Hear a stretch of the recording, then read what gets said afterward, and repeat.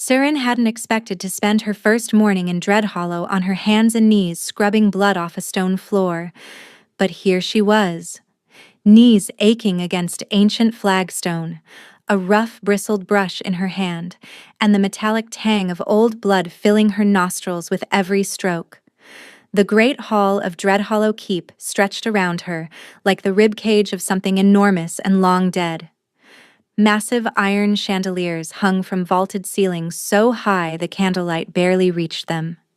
Banners lined the walls, black and silver, each one bearing the snarling wolf crest of the Voss bloodline. The stone beneath her was cold enough to numb her kneecaps through the thin fabric of her skirt, and the silence of the empty hall pressed against her ears like water. She scrubbed harder. The stain wouldn't lift. Someone's blood, old and stubborn, had soaked into the grain of the stone and decided to stay forever. She understood the impulse. Once something stained you deep enough, no amount of scrubbing could undo it. It had been less than 12 hours since she'd arrived. Less than 12 hours since Theron Ashgrove, alpha of the Ashgrove Pack, the man who had stood before their entire territory 3 years ago and called her his destined Luna, his heart, his forever, had handed her over to his rival like a sack of grain offered in trade. She could still hear his voice, steady and indifferent, as he'd addressed the assembly. As a gesture of good faith and lasting peace between our territories, I offer my Luna to the Dreadhollow Pack. No hesitation, no crack in his composure. He hadn't even looked at her, not once. She'd searched his face for something. Anything.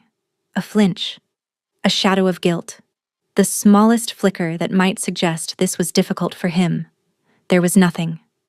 She might as well have been a chair he was donating. 3 years of marriage.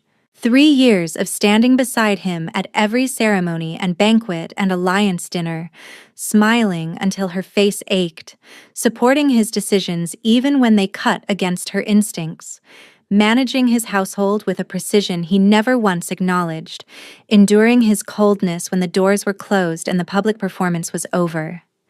And in the end, she was worth less to him than a ceasefire. The brush slipped. Serene's knuckles cracked against the stone, and she hissed through her teeth. "Careful." A voice from behind her, low and dry. "That floor has survived 4 centuries. You won't." Serene looked up. A woman stood in the doorway, old enough that her hair had gone entirely white, but with eyes so sharp they could have cut glass. She wore a healer's apron stained with something green and pungent. "I'm fine," Serene said quickly, tucking her bleeding knuckles against her thigh. The woman's gaze dropped to the hidden hand. Clearly. Before Serene could respond, a sound rolled through the hall.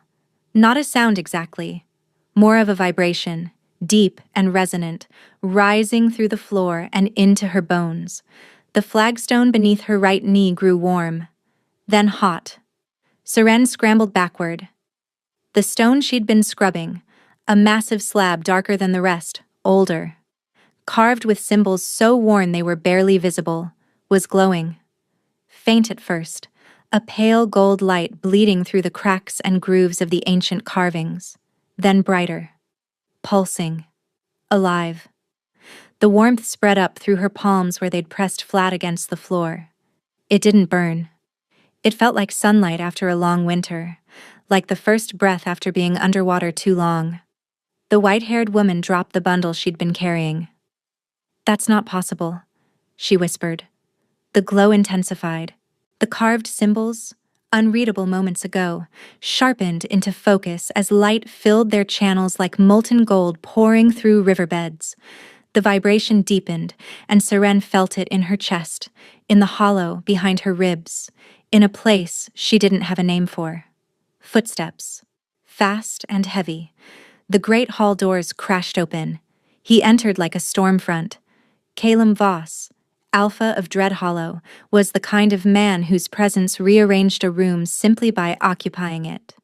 Tall enough that the doorframe seemed built for lesser men. Dark hair, dark eyes, a jaw cut from something harder than bone. The scar that ran from his left temple to the corner of his mouth only made him look more dangerous, like a warning carved into skin. He stopped 3 strides into the hall. His gaze found the glowing stone. Then it found her. Seren was still on the floor, soap-suded to the elbows, hair falling out of its knot, bleeding knuckles, and kneeling directly on top of the one artifact his territory had been trying to wake for 200 years.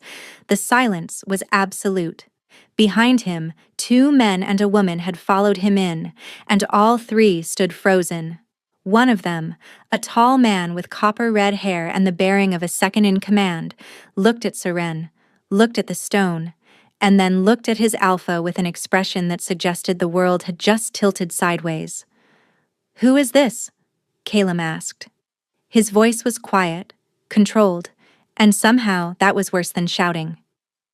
The white-haired woman stepped forward. "The girl from Ashgrove. She arrived last night. I found her here scrubbing the floor when the Hearthstone activated." Calum's dark eyes hadn't left Seren's face. She couldn't read his expression. It wasn't anger exactly, but it wasn't wonder either. It was something colder, something calculating, and it made her want to disappear into the stone beneath her. "The Hearthstone," the copper-haired man said slowly, "hasn't responded to anyone in 2 centuries." "I know what the Hearthstone does, Orin," Calum said, still looking at her. Seren's mouth opened. No sound came out. She tried again. "I was just scrubbing," she managed, her voice smaller than she wanted it to be. "I didn't do anything." But the stone was still glowing beneath her, warm and golden and pulsing in rhythm with something she could feel, but not name. And every person in the room was staring at her like she had just set fire to the world. That was 3 weeks ago, and to understand how a discarded Luna ended up kneeling on an ancient artifact in the great hall of her enemy's keep, you need to go back to the beginning. The day Theron gave her away started like any other. Seren woke alone, which was normal. Theron hadn't shared her bed in over a year. She dressed, braided her hair, and walked the long corridor to the breakfast hall, where she sat at the head table beside an empty chair and ate in silence, while the household staff moved around her like water around a stone. Being Luna of Ashgrove was, in theory, a position of immense privilege. In practice, it meant Seren organized menus, approved supply orders, settled domestic disputes between staff, and smiled. She smiled at dinners. She smiled at ceremonies. She smiled when Theron introduced her to visiting alphas as though she were a painting he'd hung on the wall, something pleasant to look at but not particularly important. She had learned to make herself useful because useful people were harder to discard. Or so she had believed. The summons came at midday. A formal assembly, all ranked members required to attend. Seren assumed it was another trade negotiation. Theron had been in talks with the Dreadhollow Pack for months, trying to secure passage through their northern corridor, a critical route that Ashgrove needed for winter supply lines. She dressed carefully in the deep green that Theron preferred and took her place beside him on the raised platform. He didn't acknowledge her arrival. He rarely did anymore. The hall was full. Pack elders, warriors, advisors, merchants, all seated in careful hierarchy. At the far end, flanked by 4 of his own men, stood a figure Seren had never seen in person. Calum Voss. Even from across the room, the weight of him was undeniable. He stood perfectly still while everyone around him shifted and whispered, and his stillness was the loudest thing in the hall. His dark eyes moved across the assembly with the patience of someone cataloging threats, and when his gaze passed over Seren, it lingered for half a second before moving on. That half second made her skin prickle. Theron stood. The hall went quiet. "The Ashgrove Pack and the Dreadhollow Pack have reached an accord," Theron announced, his voice carrying easily. "Dreadhollow will grant us unrestricted passage through their northern corridor for a period of 10 years. Murmurs of approval rippled through the crowd. Seren allowed herself a small breath of relief. This was good news. Trade would stabilize. The pack would be secure through winter. "In exchange," Theron continued, and something in his tone shifted, flattened. emptied. I offer the Dread Hollow Pack a bond of trust in the form of my Luna. The silence that followed was so complete, Seren could hear the candles burning. She turned to look at him. He was already looking straight ahead. What? The word fell out of her mouth before she could stop it. Seren will reside at Dread Hollow for the duration of the Accord, Theron said, as though she hadn't spoken. She will serve as a living guarantee of Ashgrove's commitment to peace. Her legs went numb. The room swam at its edges. She gripped the arm of her chair because the floor had become uncertain, and she needed something solid beneath her hands. Theron, she whispered, reaching for him. He stepped to the side, a small movement, barely perceptible, but it put him exactly out of her reach. The transfer will take place tomorrow at dawn, he said. I trust Alpha Voss will treat her with appropriate courtesy. Across the hall, Calum Voss said nothing. His expression didn't change, but his gaze had returned to Seren, and this time it stayed. The assembly dissolved into noise, but Seren heard none of it. She sat frozen on the platform, her hands white-knuckled on the chair, and tried to make the words make sense. A living guarantee. Not a Luna. Not a wife. Not even a person. A guarantee. She found him afterward, in his study, already reviewing documents as though he hadn't just dismantled her life in front of 300 people. Why? She asked from the doorway. Her voice was steady. She was proud of that. Theron didn't look up. It's politics, Seren. Don't make it personal. You're giving me to another pack. How is that not personal? He sighed the way he always sighed when she asked questions he considered beneath him. Voss wanted collateral. You're the highest value asset I can offer without weakening our military position. Asset. The word landed like a slap. Not wife. Not partner. Not even a person with preferences or fears or a heartbeat that raced when she was afraid. An asset. Something to be weighed on a scale against grain routes and winter supply lines. And if I refuse? She asked. Theron finally looked at her. There was nothing in his eyes. No guilt, no conflict, no love. Certainly not love. Just the mild irritation of a man whose schedule had been interrupted. You're my Luna, he said. You go where I send you. She left his study without another word. She didn't cry. She didn't scream. She didn't pack. She sat on the edge of her bed in the dark and pressed her hands flat against her stomach and tried to remember the last time he had touched her with any tenderness at all. She couldn't. And somehow, that was the thing that hurt most. Not the betrayal itself, but the realization that there was nothing left to betray. Whatever had existed between them, if anything ever had, was already gone long before he offered her up like livestock at auction. Dawn came cold and gray. A carriage waited in the courtyard, flanked by Dread Hollow riders. Seren carried one trunk, everything she owned that Theron hadn't claimed as pack property. No one came to say goodbye. Not a single member of the household she had managed for 3 years. Not one person she had helped or fed or comforted when they were sick. The courtyard was empty except for the guards and the horses and the damp morning air. She climbed into the carriage without looking back. The door closed. The wheels began to turn, and Ashgrove disappeared behind her like it had never existed at all. The journey took 2 days. The Dread Hollow territory was north and east, past the tree line, into terrain that grew wilder and rockier with every mile. The forests here were older, denser, and the air carried a strange metallic taste that Seren couldn't place. When the carriage finally stopped and she stepped out, Dread Hollow Keep loomed above her like a fist of black stone punched through the hillside. It was ancient, brutal, and completely unwelcoming. A steward met her at the gate. You'll be housed in the East Wing, he said, not unkindly but without warmth. Meals are at 6 and noon. You'll be assigned duties tomorrow. Duties? Seren blinked. I'm the Luna of Ashgrove. The steward looked at her for a long moment. Something almost like pity crossed his face. Not here, he said.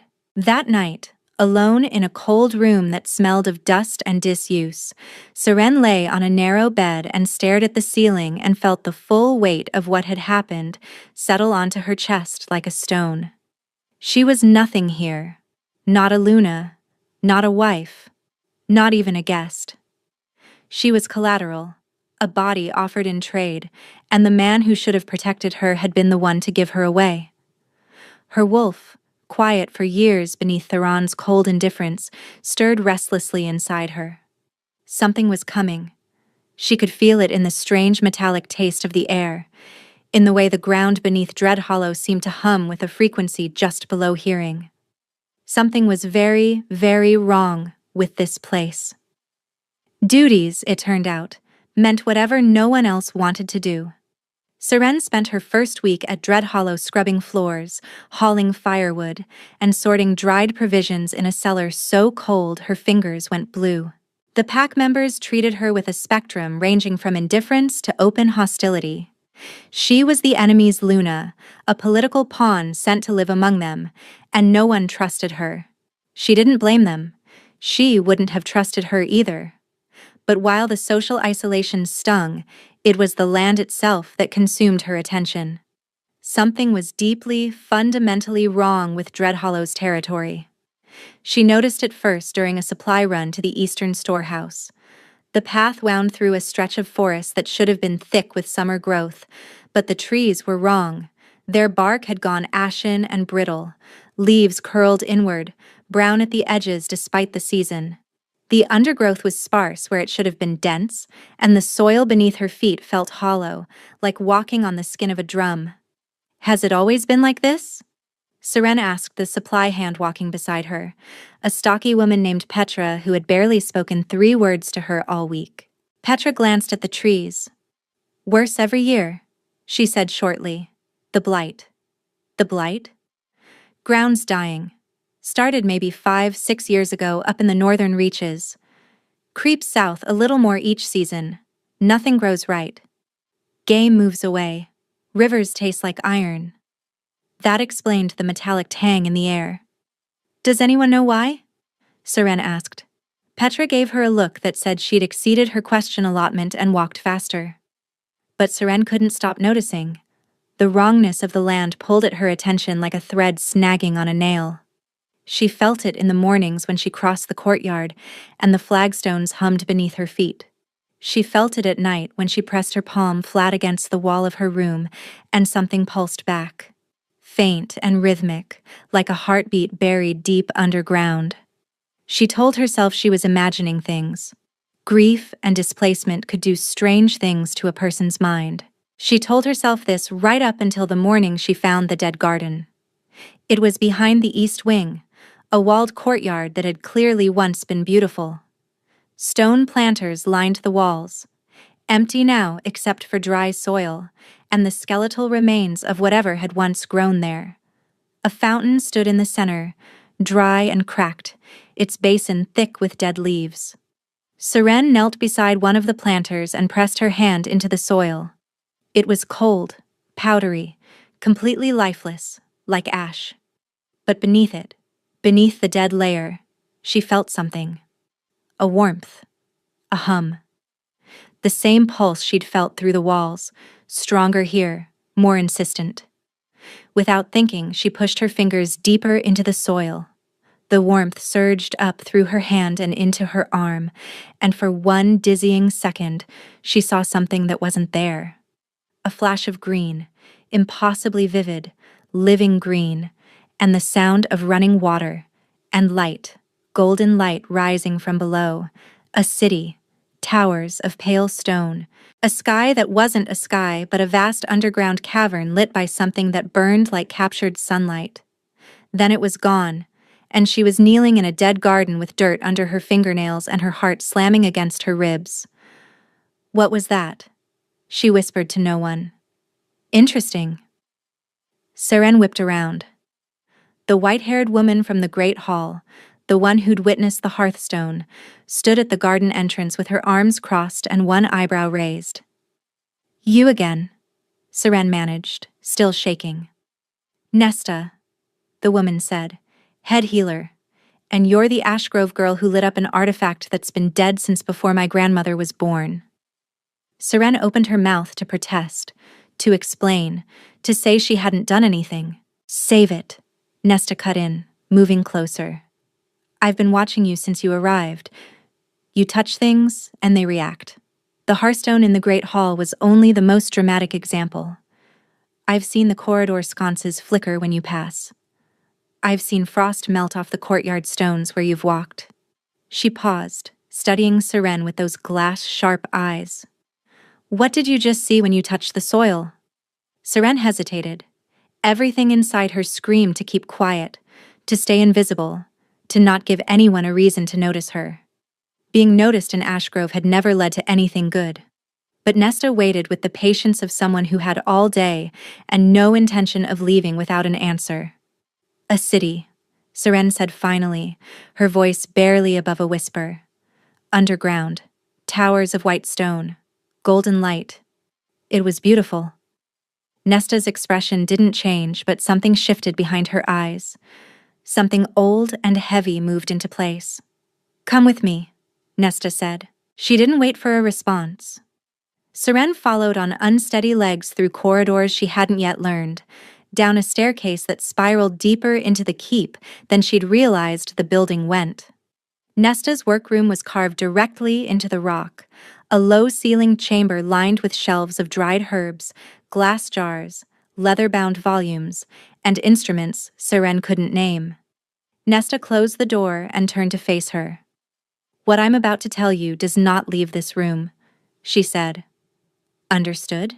Seren's stomach dropped. Those words never preceded anything good. Dreadhollow is dying, Nesta said flatly. Not slowly, not metaphorically. The territory itself is failing. The blight you've seen in the forests is only the surface. Beneath this land lies something ancient, something sealed, and whatever is holding that seal together is cracking. She pulled a leather-bound volume from the shelf and opened it to a page marked with a faded ribbon. The illustration showed an underground kingdom, towers of pale stone beneath a vaulted cavern ceiling, lit by a source of light at its center. Seren's breath caught. It was exactly what she'd seen. Lithenmere, Nesta said, the Lost Kingdom. Sealed 3 centuries ago after the Fall Wars, when the ruling bloodline was scattered and the kingdom's heart was locked away to prevent it from being taken by conquerors. She tapped the illustration. The seal was never meant to hold forever. It was meant to hold until someone of the old blood returned to open it properly. But no one came. And now the seal is decaying, and everything it's holding back, the kingdom's power, its magic, its trapped dead, is leaking into the land above like poison from a cracked vessel. Seren stared at the illustration. And you think I'm connected to this? Because of the Hearthstone? Nesta closed the book. The Hearthstone is a lock. It was placed in this hall specifically because Dreadhollow was built on top of Lithenmere's main gate. It responds to one thing and one thing only. She paused, letting the weight of what she was about to say fill the room. Royal blood, Nesta finished. The bloodline of Lithenmere's last queen. The floor seemed to shift beneath Seren's feet. That's not possible. I'm no one. My family were farmers in the eastern reaches of Ashgrove. We didn't have titles. We didn't have anything. Bloodlines don't care about titles, Nesta said. They care about blood. And yours just woke up a stone that's been sleeping for 200 years. A knock on the door. Sharp. Deliberate. Nesta opened it to reveal Orin, the copper-haired beta, his face carefully neutral. The Alpha requests the Ashgrove woman's presence, Orin said. Immediately. Seren's heart plummeted through her shoes. Does he know? She asked Nesta in a frantic whisper. About the Hearthstone? He was there, child. About Lithenmere? Nesta paused. I suppose you're about to find out. The walk to Caelim's study felt like a march to the gallows. Orin led, Seren followed. Her legs moved, but she couldn't feel them. couldn't feel anything except the frantic drumming of her pulse in her ears and the cold dread pooling in her gut. The corridors of Dreadhollow Keep were poorly lit, narrow, and built for defense rather than comfort, and right now they felt like a throat swallowing her whole. "Is he angry?" she asked Oren's back. "The Alpha doesn't do angry," Oren replied without turning around. "He does quiet. And when he goes quiet, that's when people start to worry." Seren swallowed hard. "That's not reassuring." It wasn't meant to be. They stopped at a heavy oak door reinforced with iron bands. Oren knocked once, pushed it open, and stepped aside. The study was smaller than she'd expected for an Alpha's private quarters. No grand desk, no imposing throne-like chair. Just a room lined with maps, a scarred wooden table covered in documents, a fire burning low in a stone hearth, and Calum Voss standing by the window with his back to her. The evening light carved his silhouette in sharp relief. Even motionless, even facing away, the man radiated a kind of authority that made the air heavier just by being in it. Seren clasped her hands together to stop them from shaking. The door closed behind her. Oren stayed outside.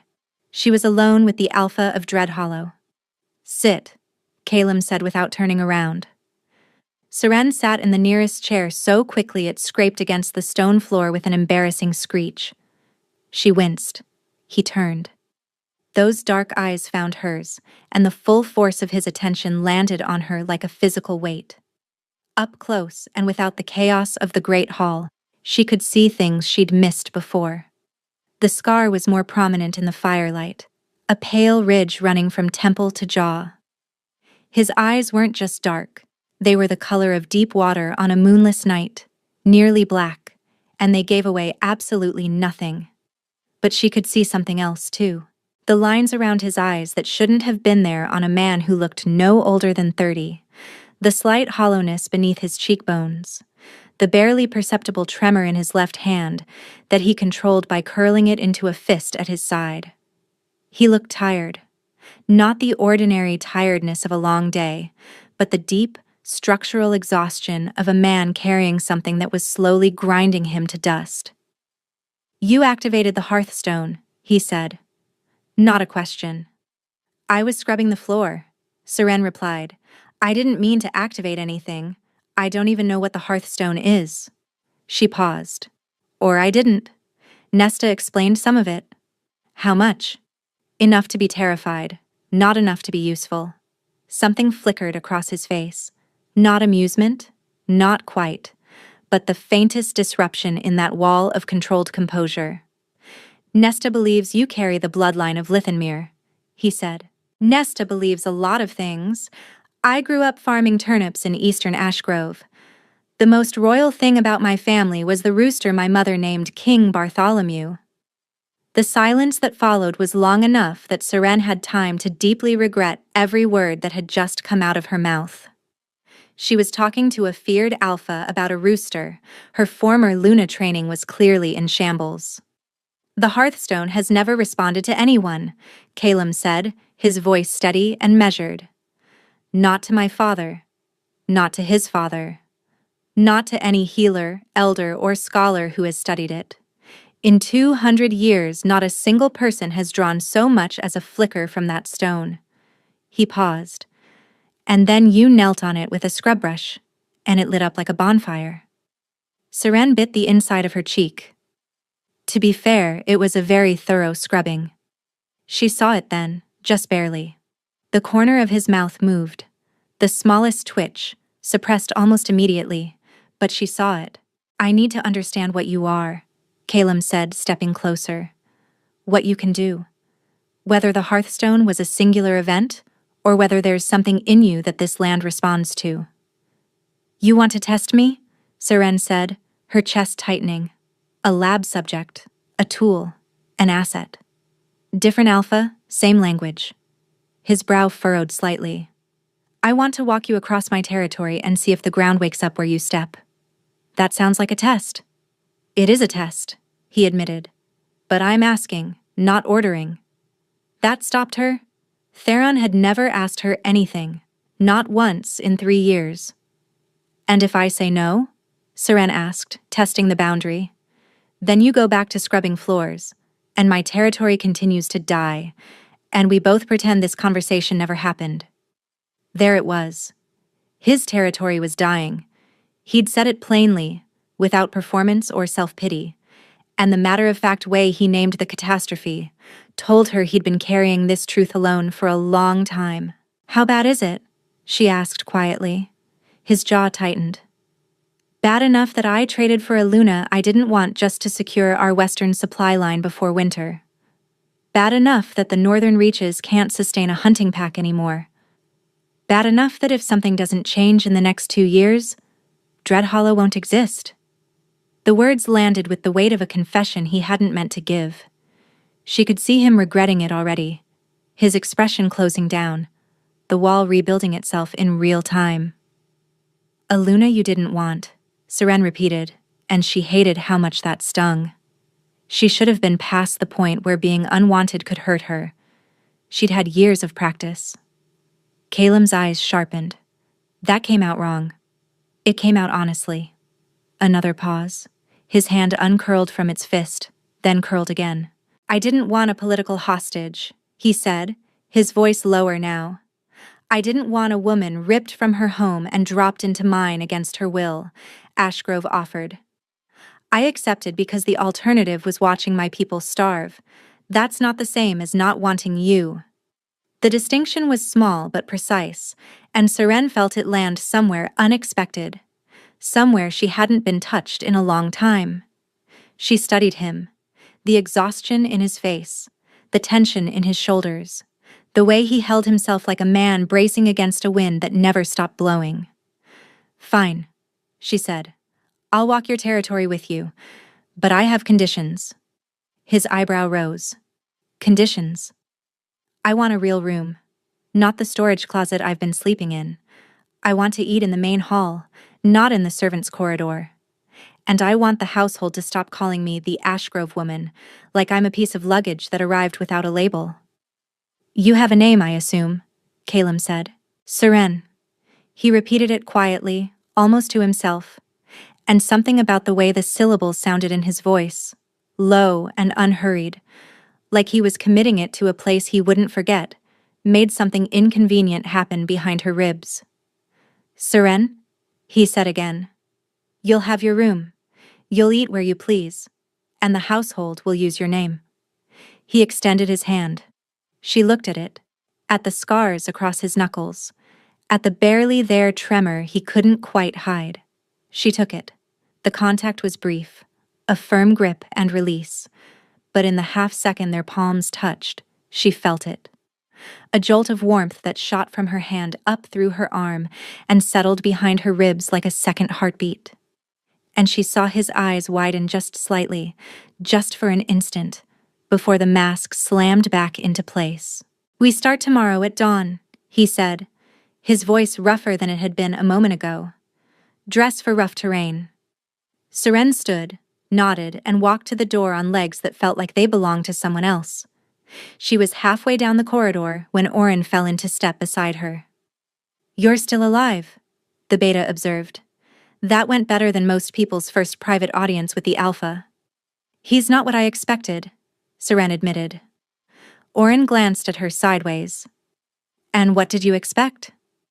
A monster, she thought. Theron had always spoken of Calem Voss as something barely contained, a savage, a brute, a wolf who ruled through fear alone. But the man she'd just spoken to was controlled, deliberate, and had asked her permission when he could have simply commanded it. Someone worse, she said. Oren was quiet for a moment. Then, very carefully, he said, Don't tell him I said this, but he hasn't slept through the night in over a year. The territory's decline is bonded to him. As Alpha, what the land feels, he feels. And the land is in agony. Seren stopped walking. He feels the blight? Every dying tree, every poisoned river, every patch of ground that goes barren. Oren's voice was low and tight. It's killing him.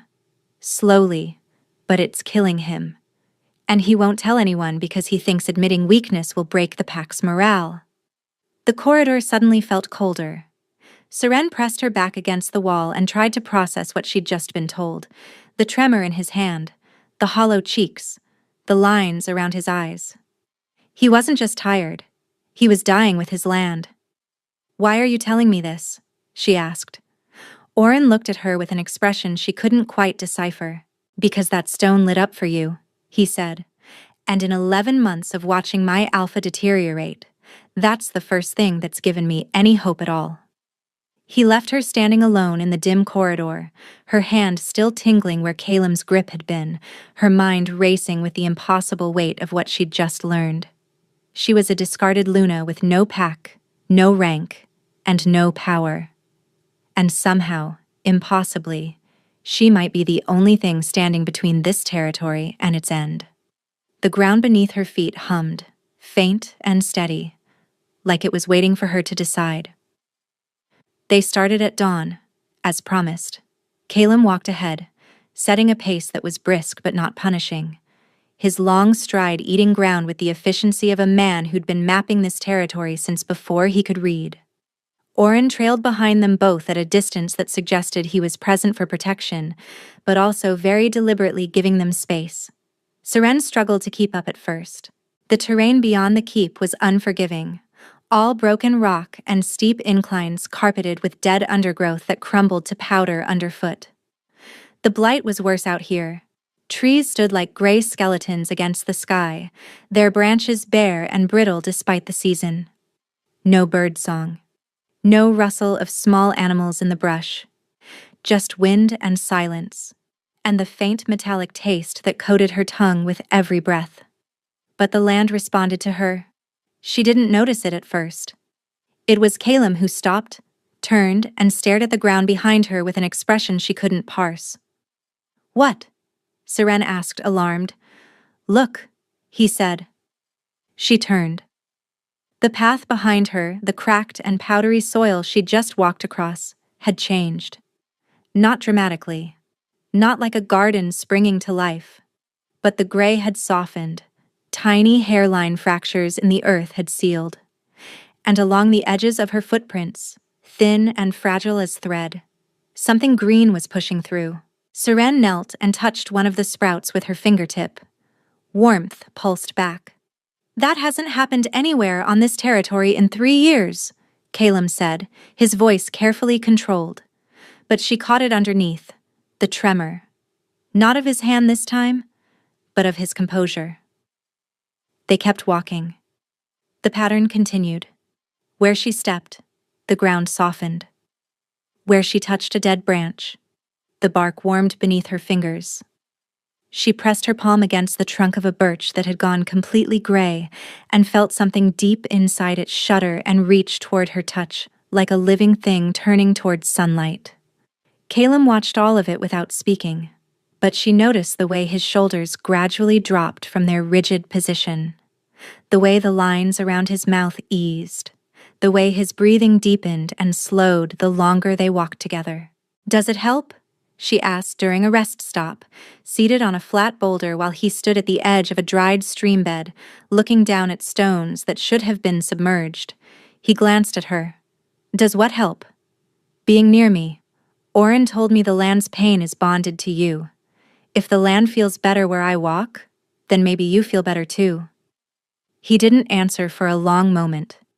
His jaw worked, like he was chewing on words he didn't want to release.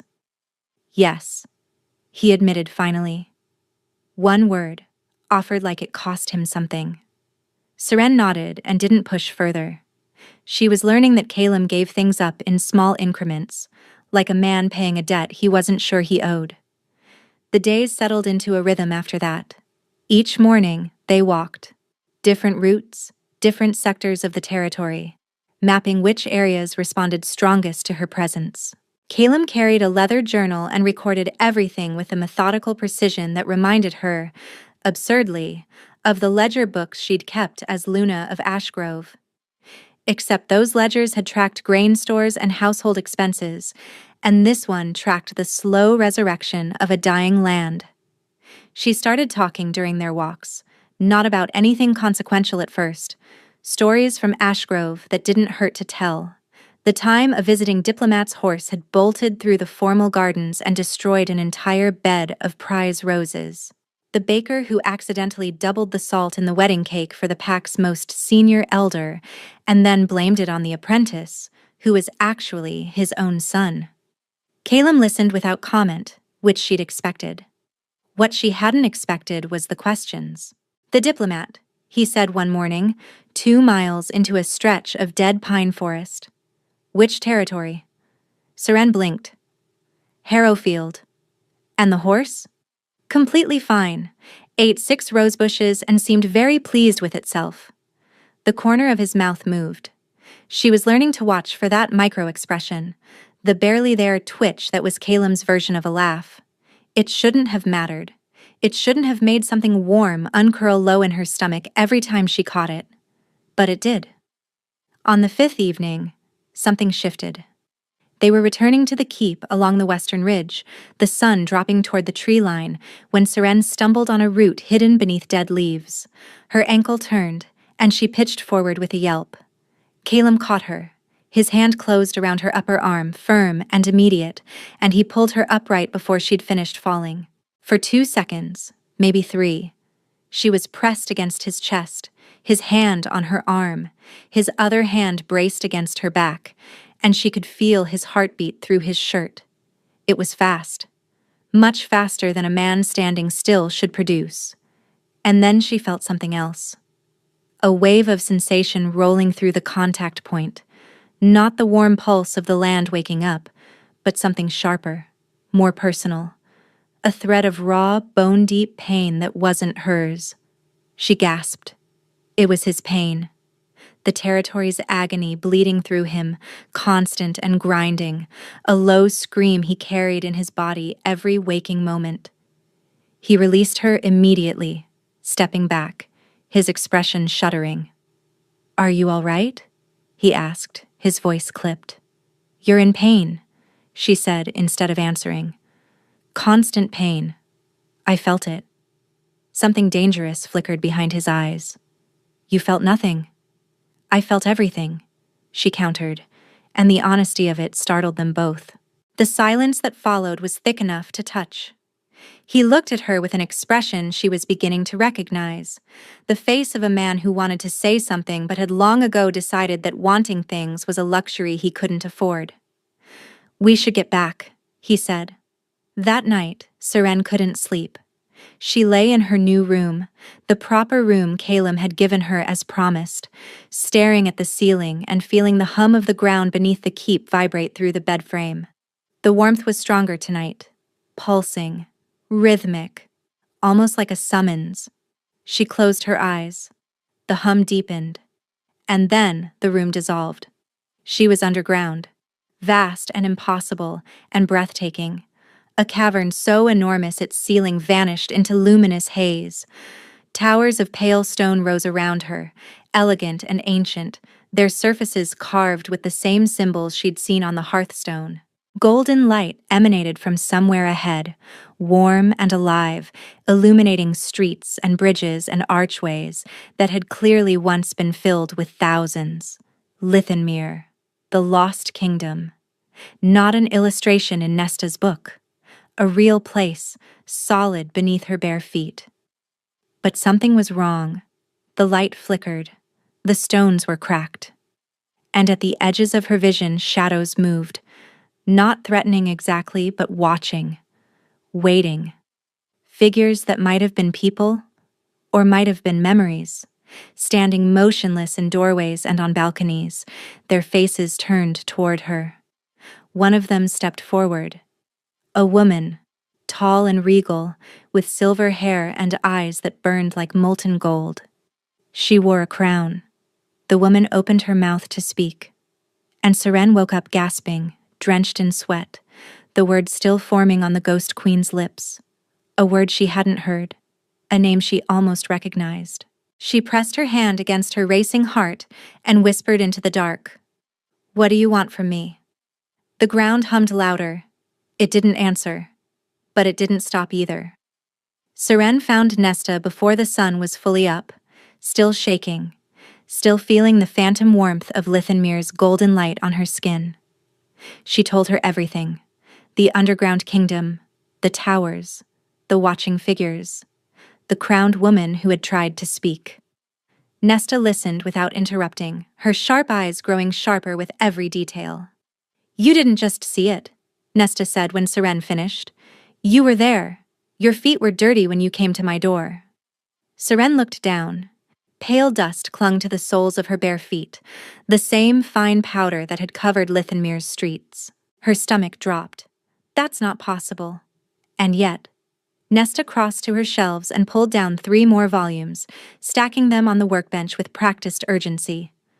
"The seal is responding to your blood. It's not just waking the surface stones anymore. It's pulling you in. The kingdom recognizes you." "Recognizes me as what?" Nesta opened the largest volume to a painted illustration: a woman in a crown, silver-haired, gold-eyed. Serene's breath locked in her throat because it was her, the woman from the vision.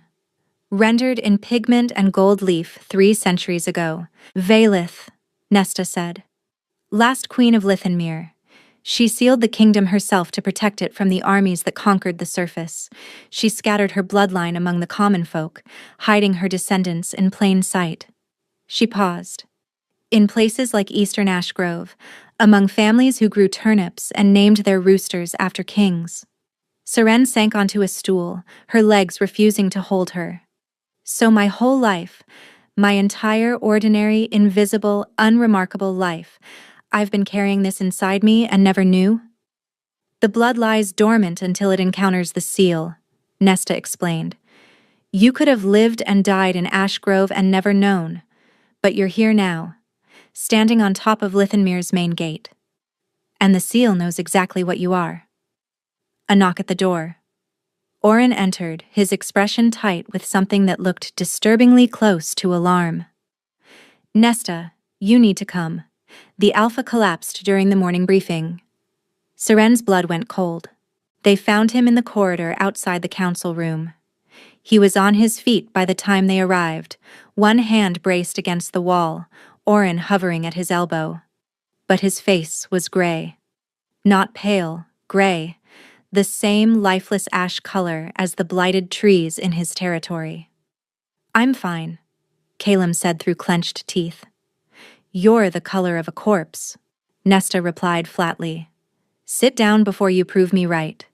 He sat on a stone bench grudgingly, and Seren watched the effort it took him to maintain composure. His hands trembled openly now, both of them, and the hollows beneath his eyes had deepened overnight into bruised caverns. "The blight surged last night," Nesta murmured to Oren, but Seren heard every word. "The northern sector lost another mile of viable land. He would have felt that directly." Seren moved closer. Calum's gaze snapped to her, and she saw him brace, saw his walls go up, saw the stubborn, infuriating refusal to admit weakness harden his jaw. She reached out and laid her hand over his where it gripped the edge of the bench. The effect was immediate. His breathing slowed. The gray in his face receded, warmth returning like blood flowing back into frostbitten skin. His trembling hands steadied. His rigid shoulders dropped by inches. He stared at their joined hands with an expression of naked disbelief. "How?" he managed. "She's Lithenmir's bloodline," Nesta said simply. "The land responds to her. You're bonded to the land. The logic isn't complicated." Calum pulled his hand away. Not roughly, but deliberately, and the moment the contact broke, the gray crept back into his complexion within seconds. Seren felt it too, a sudden hollow absence in her chest, like a door slamming shut against warmth. "No," Calum said quietly. Seren blinked. "No to what?" He stood, steadying himself against the wall. "I know where this goes. Nesta wants you sleeping beside me so the contact is sustained. She wants proximity, physical proximity, to manage the symptoms." "It would help enormously," Nesta confirmed. "And what happens when the seal pulls her in deeper?" Calum asked, his voice sharp enough to cut stone. "She was pulled into Lithenmere last night. Physically. She came back with dust on her feet. What happens when she goes in and doesn't come back?" The corridor went silent. "You knew about Lithenmere?" Seren asked, stunned. "I've known since I was 16, Calum said, something raw and bitter threading through his voice. "My father told me before he died. The seal, the kingdom, the blood that could open it. He spent his entire life searching for someone who could wake the Hearthstone. He failed, and the land killed him for it." He swallowed hard. "I watched my father die by inches, Seren, the same way this territory is killing me now, and I will not drag you into the same grave." The pain in his voice was so vast it swallowed the corridor whole. She could feel it vibrating through the bond that wasn't supposed to exist yet, a tidal wave of grief and fear and guilt that he had been drowning in alone for years. "So you'd rather just die?" she asked, her voice cracking. "I'd rather you survive," he said. "Go back to your room. Stop touching the stones. Stop touching me. The less contact you have with any of it, the safer you'll be. And the territory? The territory is my burden, not yours." He turned and walked away, each step costing him visibly, his hand trailing along the wall for support he refused to ask for from anyone living. Seren watched him go and felt something rip open behind her sternum. 3 days passed. He avoided her completely. She was reassigned from the territory walks to kitchen work. Oren delivered the news with an apologetic expression and the careful phrasing of a man following orders he disagreed with. Her room was moved back to the east wing, farther from Calum's chambers, and she felt every inch of the distance. The hollowness in her chest grew worse each day. Her wolf, which had been stirring with increasing urgency since she'd arrived at Dreadhollow, now paced inside her like a caged thing, restless and aching and inconsolable. She couldn't eat without nausea. She couldn't sleep without waking to the phantom sensation of golden light and a queen's unspoken word. On the 3rd morning, Oren appeared at her door with a face like a funeral. "There's a delegation from Ashgrove at the gate," he said. "Theron is here. He's demanding your return." Seren's heart seized. "What?" "Word has spread about the Hearthstone, about what you can do. Theron wants you back." The irony was so vicious it almost made her laugh. 3 years of being invisible, and now 2 alphas were fighting over her like she was territory to be claimed. She followed Oren to the main hall. It was packed. Every ranked member of Dreadhollow stood along the walls, tense and silent. At the far end, flanked by 4 Ashgrove warriors, stood Theron. He looked exactly the same. Composed, polished, eyes scanning the room with practiced authority. When he saw her, he smiled, and the sight of that smile, warm and familiar and absolutely false, made bile rise in her throat. "Seren," he said, his voice carrying across the hall, "I've come to bring you home." Before she could respond, a door behind the raised platform opened and Calum entered. He looked terrible, ashen, hollow, visibly unsteady, but his expression was carved from granite, and when he spoke, his voice filled every corner of the room. "She stays." Theron's smile didn't waver. "She's my Luna, my mate. The terms of our accord didn't include permanent transfer. The terms included her residence at Dreadhollow for the duration of the accord, which has 9 years remaining," Calum replied coldly. "She stays." Theron turned to Seren, and his expression shifted into something that mimicked tenderness so convincingly it would have fooled anyone who didn't know him. "Seren, darling, tell them you want to come home." The word darling landed like acid on her skin. He had never once called her that in private. Seren looked at Theron. She looked at Calum, gray-faced and trembling and standing his ground despite looking like he might collapse at any moment. She looked at the assembled faces of a pack that had barely acknowledged her existence 3 weeks ago, and she opened her mouth to respond, but the room tilted. The emptiness inside her surged, Her vision whited out at the edges, and the last thing she heard before the ground rushed up to meet her was Calem's voice, raw and wrecked and stripped of every wall he'd ever built, shouting her name like it was the only word he knew. He caught her. Of course he caught her. She felt his arms close around her, felt herself pulled against his chest, felt the frantic hammer of his heart beneath her ear. And the moment their bodies made contact, the hollowness in her chest flooded with warmth so intense, she gasped. She heard Theron say something sharp and demanding. She heard Calem's response, low and lethal, vibrating through his chest against her cheek. "Touch her, and I will end you."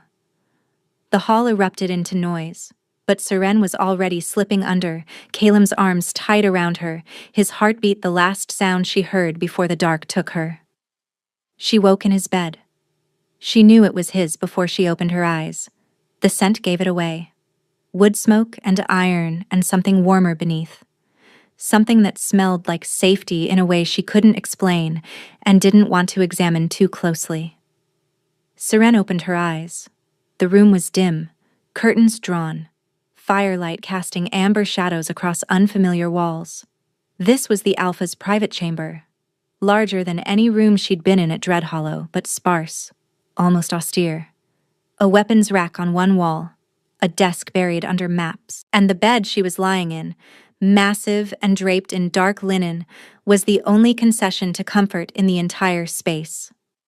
Nesta sat beside her, checking her pulse. "Back with us?" Nesta asked. "What happened?" "You collapsed. The bond separation was killing you both, though neither of you had the sense to admit it." She released Seren's wrist. "Calem carried you here and has been standing outside that door for 4 hours refusing to come in because, and I quote, he doesn't want to make you uncomfortable." Seren sat up too quickly. The room swam. "Where's Theron?" "Gone." Calem gave him a choice between leaving voluntarily and being escorted out by every warrior in the keep. Theron chose door number 1. Nesta paused. "Smart man. First smart thing he's done by my count." "And Calem?" "Dying slightly faster than yesterday, but too proud to do anything about it." Nesta stood and gathered her things with the brisk efficiency of a woman who had lost patience with both parties several days ago. "I'm going to send him in now, and I'd strongly suggest you two stop being idiots before this territory loses its alpha, and I lose my 2 most frustrating patients in the same week." She left. The door closed.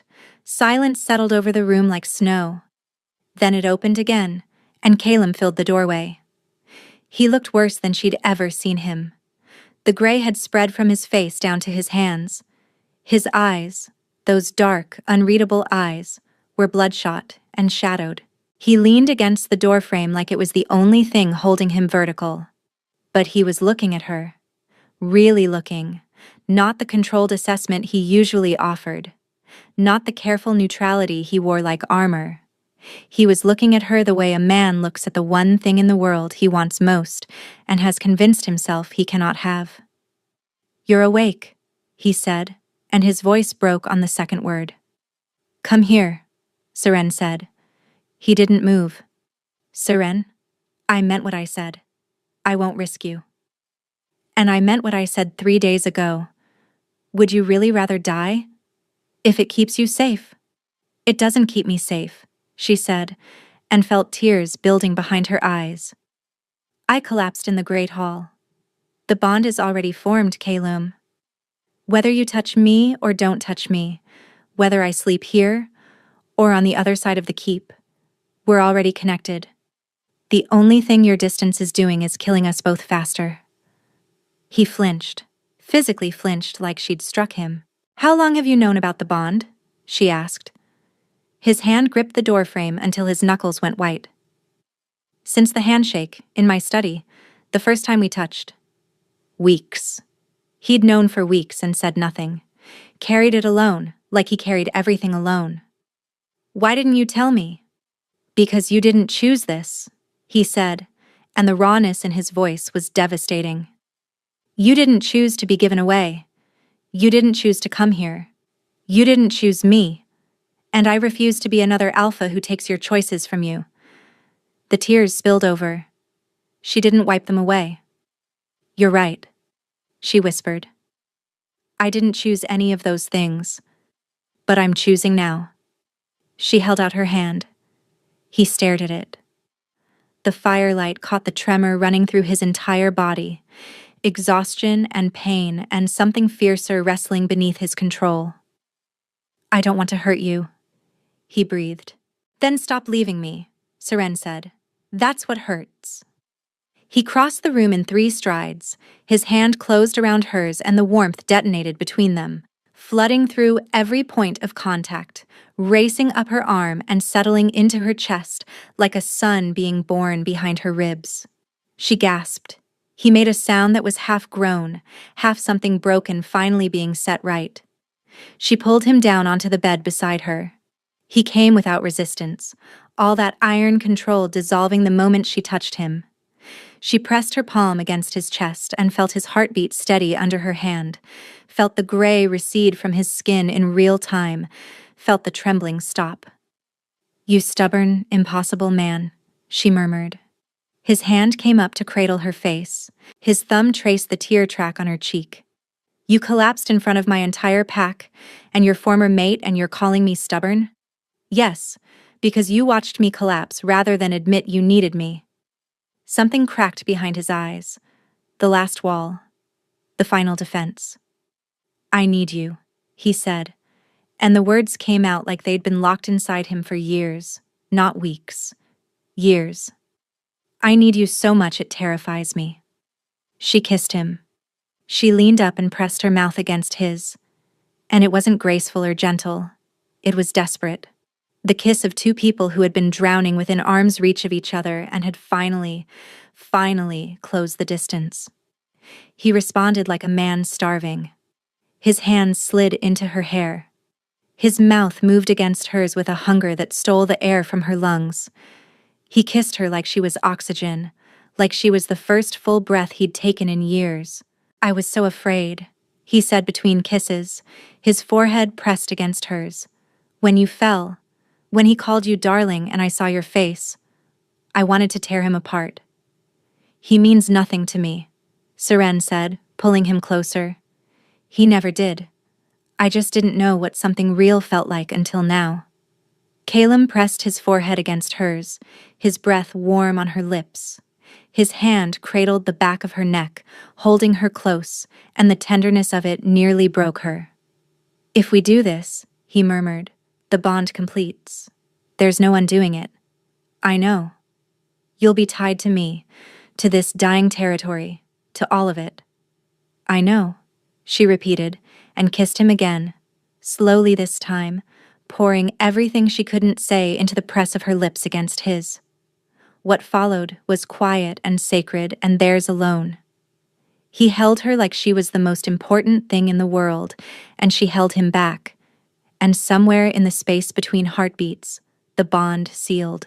It was like a door opening inside her. Not a bite, not a mark, but a flood of warmth and radiance pouring through a connection that had always existed but had never been unlocked. She felt him, all of him, his pain, his grief, his years of lonely burden, and beneath it all, a love so vast and so carefully guarded it made her weep. The land responded through their bond, a deep pulse of warmth rising from below, golden and ancient, as though Lythenmere itself was breathing easier. He held her close, his arms wrapped around her like he intended to hold her through every remaining night of his life. She pressed her ear to his chest and listened to his heartbeat, strong and steady for the first time since she'd known him. Stay, he whispered into her hair. Not an order, a request. Always, she replied. He fell asleep holding her. Deep, dreamless, peaceful sleep, the kind his body had been begging for. She watched his face soften in the firelight, watched the gray recede further, watched the lines around his eyes ease. She closed her eyes, let the warmth of the bond hum through her, and woke, standing barefoot on the streets of Lythenmere, the crowned queen waiting directly in front of her, golden eyes blazing. "Finally," the queen said, "we don't have much time." Lithenmere was dying. Seren could see it now in a way the earlier visions hadn't shown her. The golden light that illuminated the underground kingdom flickered and guttered like a candle in its final hour. Cracks split the pale stone towers from base to spire.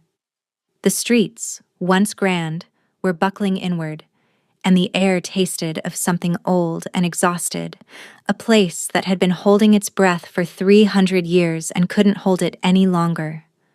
The queen stood before her, and up close, she was both more beautiful and more terrible than Seren had imagined.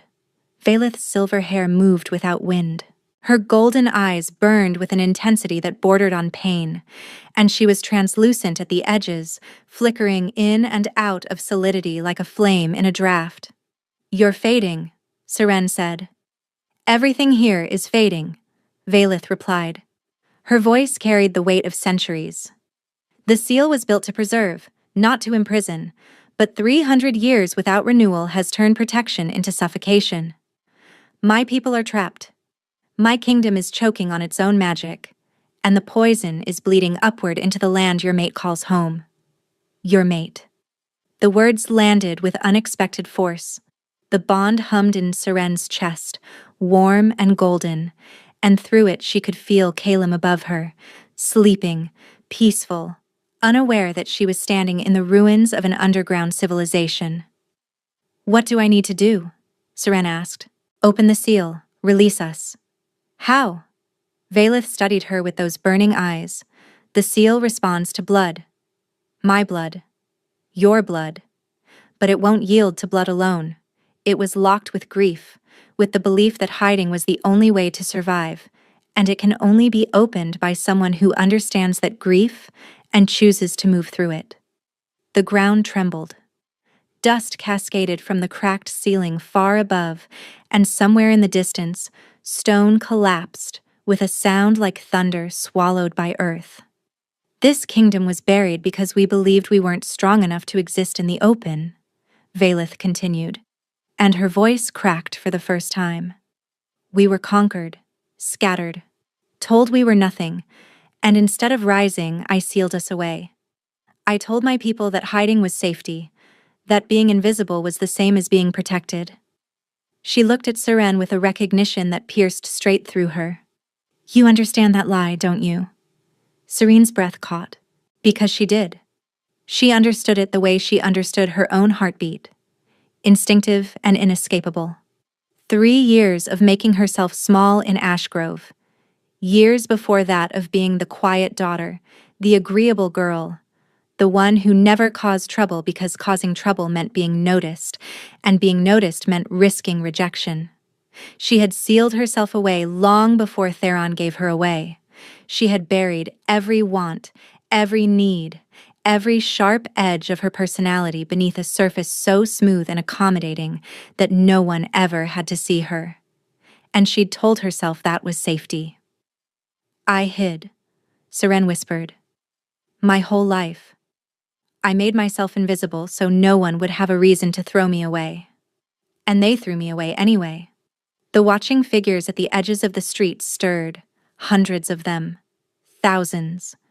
The trapped citizens of Lithenmere, caught between life and death for 3 centuries, their faces turned toward her with expressions of desperate, exhausted hope. "You cannot open the seal while you still believe you deserve to be hidden," Valeth said. "Seren." A voice behind her, deep, rough, and terrified. She spun. Calem stood at the end of the street, barefoot, shirtless, pulled into Lithenmere through the bond the same way she had been. His eyes were wide, taking in the crumbling kingdom around him with the expression of a man seeing his nightmare and his salvation in the same glance. "You shouldn't be here," Seren started. "Neither should you," he countered, already moving toward her. "I woke up and you were gone. Not gone from the bed. Gone. Your body was there, but you weren't in it." He reached her and his hands found her shoulders, steadying her, steadying himself. "The seal," he said, looking at Valeth. She has to open it. She has to choose to. Valeth corrected. Caleb looked down at Seren, and the fear in his face was so raw it hurt to witness. What does that mean? Seren took a breath. It means I have to stop hiding. For real. Not just from Theron, not just from Ashgrove. From everything. She swallowed. I spent my whole life believing I had to earn my place, that if I was quiet enough, useful enough, invisible enough, I'd be safe. But all it did was teach everyone around me that I was easy to give away. Her voice broke. She let it. You kept the bond secret because you didn't want to take my choices away, she said, looking up at Kalum. But I kept myself secret my entire life because I was afraid that if anyone really saw me, they'd decide I wasn't worth keeping. Kalum's hands tightened on her shoulders. You are worth everything, he said, low and fierce and absolute. Everything. Then let me do this, she said. Let me be seen. She turned to face the queen, the watching thousands, the crumbling towers and the dying light. She could feel the seal beneath her feet, ancient and exhausted. A lock that had held for 300 years because the woman who said it believed that hiding was the only option. Seren pressed her palms against the ground. The stone was warm. The hum she'd felt since arriving at Dreadhollow intensified, filling her body, vibrating through her bones and blood, and the golden thread of the bond. I see you, she said to the dead, all of you. You deserved better than this. You deserve to exist in the open, to be known, to be remembered. And so do I. The words weren't dramatic. They weren't a spell or an incantation. They were just the truth. Spoken aloud for the first time by someone who finally believed it. The seal shattered. Not violently. It dissolved. Like frost meeting sunlight, like a held breath released. Golden light erupted from the ground, pouring upward through the cracks and fissures, flooding the streets, the towers, the cavern ceiling. The trapped figures dissolved into the light, one by one, their faces shifting from anguish to peace as 3 centuries of imprisonment finally ended. Valeth smiled. It was the most beautiful and the saddest thing Seren had ever seen. Thank you, the queen whispered, and then she was light, and then she was gone. The kingdom trembled. The towers began to sink, not collapsing but settling, returning to the earth that had held them. The golden light rushed upward, through the stone, through the soil, through the roots of dead trees and the beds of dry rivers, carrying 300 years of trapped life force back into the land that had been starving for it. Caleb grabbed her hand. The ground shifted beneath them, and the world went white. Seren woke in his arms, in his bed, in the gray light of early morning. She could feel it immediately, even before she opened her eyes. The hum beneath the keep was different, not desperate, not strained, steady, calm, like a heartbeat finding its rhythm after years of arrhythmia. Caleb was already awake, looking down at her. His face was different. The gray was gone. The hollows beneath his eyes had softened. The tremor in his hands had disappeared entirely. Look, he said softly, and tilted his head toward the window. Seren turned. Through the glass, in the pale dawn light, the hillside beyond the keep was green. Not the sickly, struggling green of a single sprout pushing through dead soil. Green, rich and deep and alive, rolling across the landscape like a tide. She pressed her hand to her mouth and sobbed. Caleb pulled her against his chest and held her while she cried, while relief and joy and grief for everything she'd lost and everything she'd gained poured out of her in equal measure. You did that, he murmured against her hair. We did that, she corrected, her voice muffled against his shirt. He kissed the top of her head. We did that. The land didn't heal overnight, but it healed.